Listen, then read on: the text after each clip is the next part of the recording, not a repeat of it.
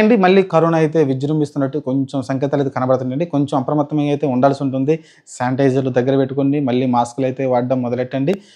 ఎందుకంటే కొంచెం అక్కడక్కడ కేసులైతే నమోదవుతా ఉన్నాయి. సైలెంట్‌గా ఎందుకంటే అందరూ వ్యాక్సిన్ ఏపించుకున్నారు కాబట్టి నో ప్రాబ్లమ్ మాక్సిమం. కానీ కొంచెం జాగ్రత్తగా కొంచెం మనం అప్రమత్తంగా ఉంటే ఎక్కువ స్ప్రెడ్ కాకుండా ఉంటుంది. మరి పానిక్ సిట్యుయేషన్ మళ్ళీ ఈ ఉంటాయి గదా! హ్మ్. గిందులు లేకుండా ప్రశాంతంగా అయితే లాక్‌డౌన్ లేకుండా మనమైతే ప్రశాంతంగా జీవించగలం. అలాంటి పరిస్థితి ఇంక రాదనుకుంటాలే. ఎందుకంటే అందరూ వ్యాక్సినేషన్ ఏపించుకున్నారు కాబట్టి. కొంచెం అప్రమత్తంగా ఉండి, అందులోనూ కొంచెం వీక్‌గా ఉన్నోళ్ళు, కొంచెం ఏజ్డ్ పర్సన్స్, కొంచెం అనారోగ్యంగా ఉన్నవాళ్ళైతే చాలా జాగ్రత్తగా ఉండండి. శానిటైజర్ పక్కనే పెట్టుకోండి. మాస్కులు వాడుతూ ఉండండి. రెగ్యులర్‌గా అయితే శానిటైజర్ చేసుకుంటా ఉండండి. ఇది నా సలహా. మరి చూడాలి మరి.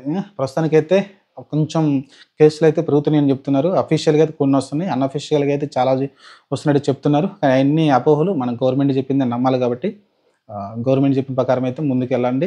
అపోహలైతే నమ్మొద్దు. ఎందుకంటే మరీ పానిక్ సిట్యుయేషన్‌కెళ్ళొద్దు మరి భయపడి. ధైర్యంగా ఉండండి. వ్యాక్సినేషన్ ఏసుకున్నాం కాబట్టి మనమైతే 2 టీకాలు వేయించుకున్నాం కాబట్టి నో ప్రాబ్లమ్. మనకి ఇబ్బందే లేదు.